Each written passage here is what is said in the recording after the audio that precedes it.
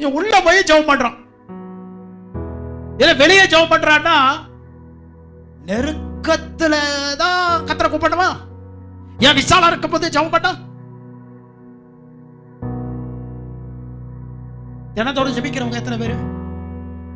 என் பிள்ளைங்க ஜெபிக்கவே மாட்டேங்குது, என் பையங்க ஜெபிக்கவே மாட்றாங்க அப்படின்னா முதல்ல நீங்க ஜெபிக்கலன்னு அர்த்தம்,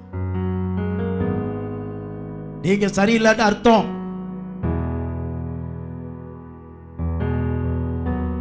எல்லாத்தையும் கிண்டலா பேசுறது. நீ விளையாடலாம், கிண்டல் பண்ணலாம், கேலி பண்ணலாம், எதிர்காலம் உன்னுடைய எதிர்காலம், உன் ஃபியூச்சர், உன்னுடைய சந்ததி தான் பாதிக்கப்படும். நான் கரிசனையோட சொல்றேன், நான் அக்கறையோட சொல்றேன். உன் பிள்ளைய ஜெபிக்க வை, உன் பிள்ளைய பைபிள் வசனம் வாசிக்க வை. கவர்மெண்ட் ஸ்கூல்ல ஏதோ சாப்பாடு போடுறாங்களா, நான் சாப்பாடு கொடுக்கல, அங்க போய் சாப்பிட்டு போறேன் அப்படி சொல்றேன்.